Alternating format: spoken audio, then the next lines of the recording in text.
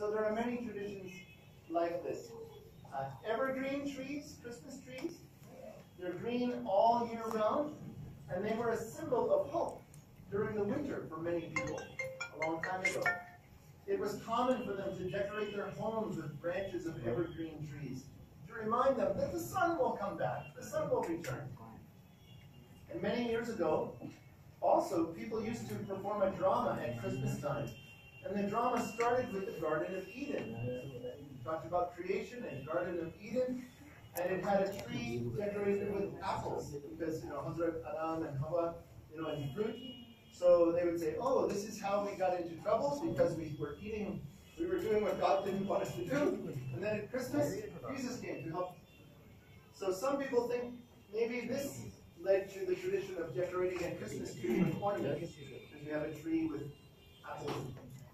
Many religions use candles or lights on their holidays. And for Christmas, long ago, some people used to put lit candles on their trees. Don't do this, please, because it's a fire hazard. It's very dangerous. Now people decorate their trees with strings of colorful lights. And for some people, these lights represent Jesus, who brought God's light into the world. And usually a star is placed on top of the tree to remind people of the star that led the wise men to find Jesus. Every Christmas goodies, every culture and family has its own special tradition and its own special food which they eat during Christmas season. So let's see. I wonder if I can just ask some. Helen, in the UK, what is a traditional Christmas food? We have something called mince pies. Mince pie. So you might think that they actually, a long time ago, they actually had meat in them. Okay. But now it's just kind of dry fruit, like currants and other things in pastry. So that's a very traditional Christmas food in the UK. If you visit the UK, on Christmas you might eat mince pie, right? How about in South Africa? Is there a traditional food? Well, we like we can have meat and traditional food. What else? Crackers and rice. We can have to remind us of the name of God.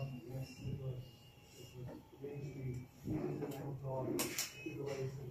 Wow, very nice, very nice. How about in Peru?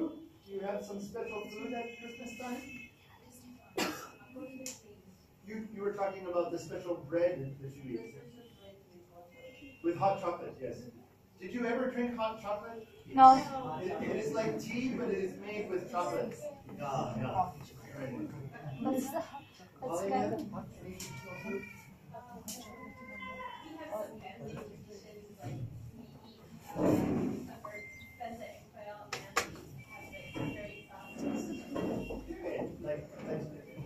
Kind of like chicken, but different.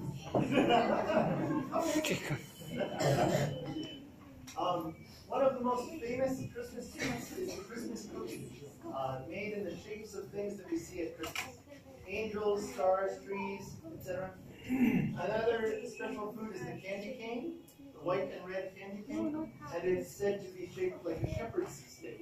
So sometimes the foods remind us of things. If we could just go back one more. What I did tonight is these gingerbread cookies, made ginger cookies in the shapes of people.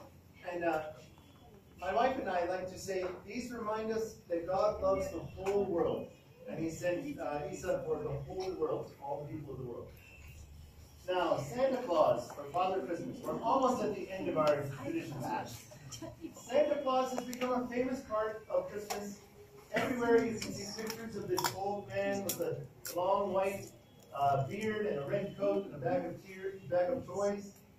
And many parents tell their children that Santa Claus brings gifts to them on the night before Christmas. Or in some countries on December 6th, St. Nicholas Day. And many children up to the age of 7 or 8 believe this is true.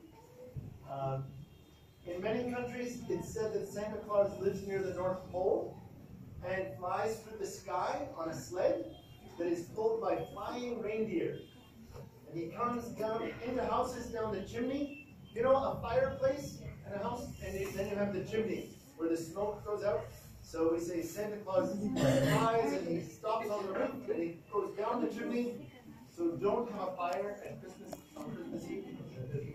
And he places presents for the children in stockings, like large decorated stockings, or bags that are hung by the fire.